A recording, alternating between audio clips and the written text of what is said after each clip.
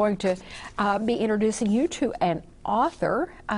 His name is J.D., and you'll know him. J.D. Joyce has grown up in this community, and a lot of people know him. And he's written a book which is the story of Rich, and it's actually a financial fable of wealth and reason. We'll find out all about that. He's had all the right people review it. I'm looking on here, and I see our own Andy Card that is out at the Bush School has read it. Frank Keating, governor of Oklahoma, and several others. So let me introduce J.D. to you right now. Welcome. Thank you. I'm glad to be here, Sharon. Thanks for having me. Well, you know, we are so glad to have you. J.D. Joyce has come a long way from the snow cone stand. Well, sometimes I wonder. Honestly, J.D., knowing you as and you're growing up in this community, and you were an entrepreneur at a very early age.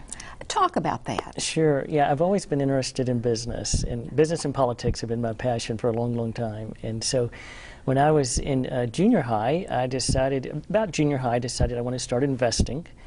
And there was a man here by the name of Davis McGill. You may remember Davis. I know Mr. McGill, and absolutely. He was so kind to help me and spend time with me and teach me about investing and all. And then I thought I wanted to be in the restaurant business, and so started working at Samuel's Fine Foods. If you remember, Sam Menlo here had Samuel's Fine Foods. They did. And I started as a busboy and worked my way up to a waiter. And then I decided I wanted to see what it's like to have a restaurant, but I didn't have any money. And so I opened up J.D.'s Old Time Snow Cones, and my brother Jim built the little Victorian building and all. And so anyway, I can still see it sitting on the corner. Sure, yeah, and that was my first entree into business was J.D.'s Old Time Snow Cones. And he said, I think I learned more than I earned, but I had a good time with it for sure.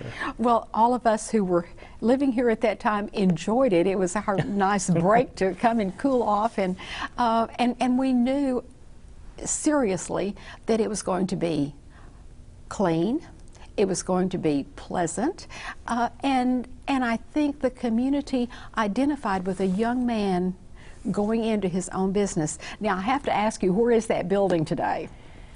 I hate to admit, I don't know.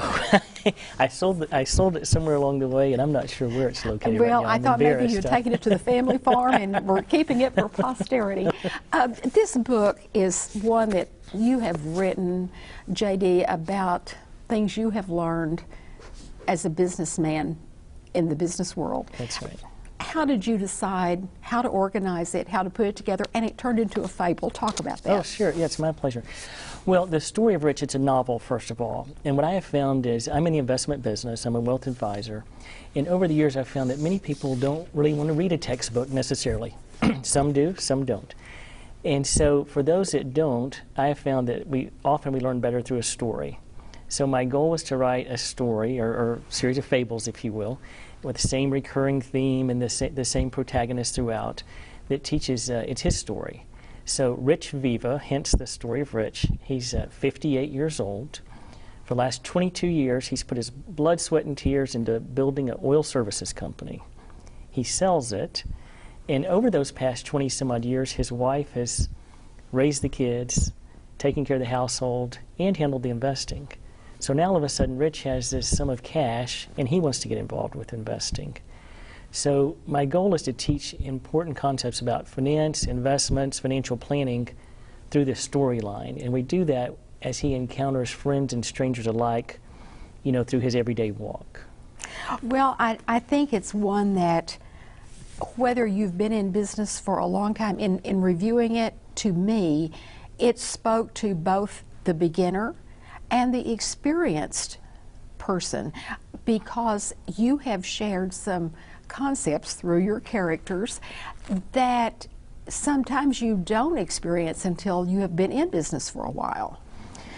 You're exactly right. Is that kind of what you intended? Yes, and I've been real pleased. The recurring theme I hear back from folks who've read it is that, one, it's an easy read.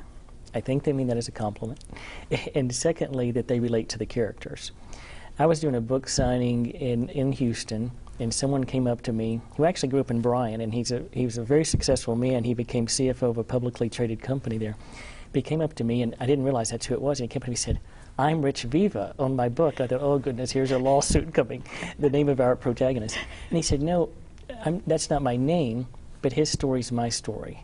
And I hear that time and time again, whether it's Rich or whether it's one of the teachers in the book, or whomever, people identify with the characters. They can see the real people. Yes, exactly. Well, I know that you do have some book signings scheduled, and locals like to get to know locals, and so sure. we're going to put that information on our screen in just a moment. We're also going to put a up-close picture of the book itself. Here it is. Oh, thank you. So that people can see what an interesting cover it is, and that's a path, I guess, that we're going to walk down as we read the book.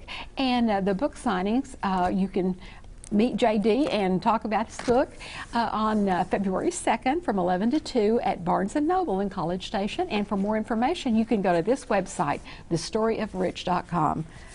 Thanks for being here. Thank you. It's my pleasure. Fun to talk. I enjoyed it. And